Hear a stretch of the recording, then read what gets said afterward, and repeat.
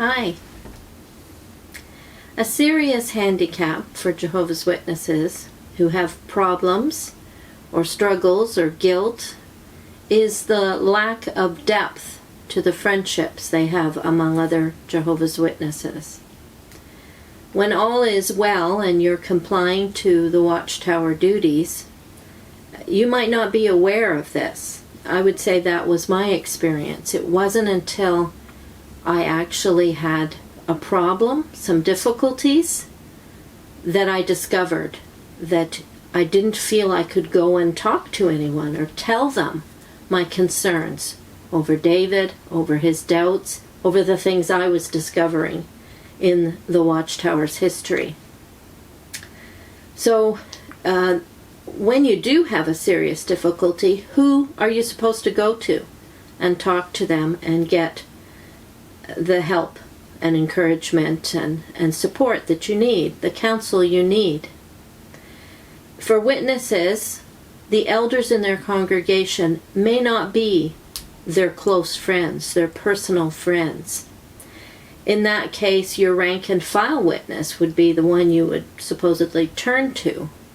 And yet that witness may feel a test of loyalty if you confide in him something, and will feel he has to go and tell the elders what you tell him in confidence, because they won't think that it's their job to counsel or support or help you. This can have a serious disillusioning to a Jehovah's Witness. It bothered me that people avoided me and didn't try and support and help me when I was in crisis. Here's what Jerry Bergman says to describe this problem.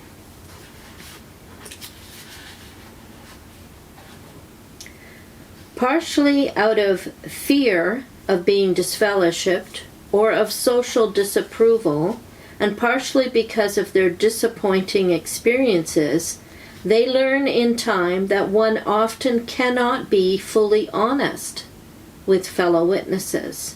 Honesty often results in repercussions, both from one's peers and the elders. Witnesses' loyalties are such that close, intimate friendships among them are sometimes difficult to develop. Being close with another witness enables one to be more aware of their faults, shortcomings, and significantly their doubts about the Watchtower Society. Because most have a higher loyalty to the society than each other, they will follow the society's requirement to report the weakness of their friends to the elders, even if this is a violation of professional ethics, as for lawyers or doctors. Loss of privileges, gossip, social shunning, or even disfellowshipping may result if this rule is violated and if one's misgivings are reported. Regardless of the result, being tattled on typically causes disillusionment to a person who has confided in one who he thought was a trusted friend. Thus, the true feelings, concerns, and actual behaviors of witnesses are not only covered up by the society to make them look better, but also often by individual witnesses as well. Because witnesses want to present the Watchtower Society as a near-perfect organization, misconduct is rarely verbalized. If a situation becomes generally known, the affiliation of the offender with the witnesses is typically minimized. The involvement of the witness in a crime is often rationalized by assuming that he was inactive for several months or years before the offense, or he could not really be a witness and have committed that murder. When several nationally known crimes were committed by individuals raised in a witness environment, the local witnesses commonly stated that they never really accepted the truth. They couldn't have, and yet have committed the crimes of which they are convicted. This, of course, is an attempt to rationalize what the typical witness sees as a serious incongruity between what witnesses should be and what they sometimes are. So witnesses often keep their problems to themselves and receive no supportive help when they most need it. The org, in its effort to be viewed as the clean organization, fails its own people. The witnesses who want and need help feel forced to be dishonest because they cannot be transparent with anyone. How can such a person make spiritual progress and overcome their difficulties? How does a Jehovah's Witness apply Paul's counsel to the congregation in Galatians 6, 1 and 2? Not the elders, but the congregation.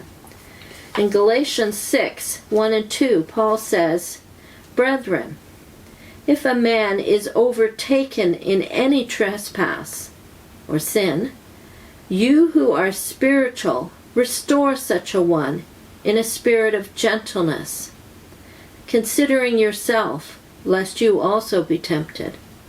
Bear one another's burdens, and so fulfill the law of Christ." Or Paul's counsel to the brethren in Rome. In Romans 12, verse 15, Paul says to rejoice with those who rejoice, and weep with those who weep. In Romans chapter 14, the whole chapter, and a little bit into 15, is about the treatment of those that are weak in the faith, who have doubts, who are stumbling, or stumbled by other people, who differ in their opinions with others in the congregation.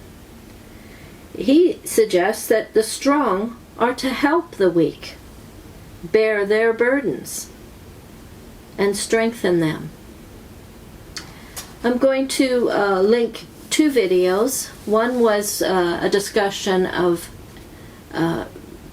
Ray Franz in his book Freedom, Christian Freedom.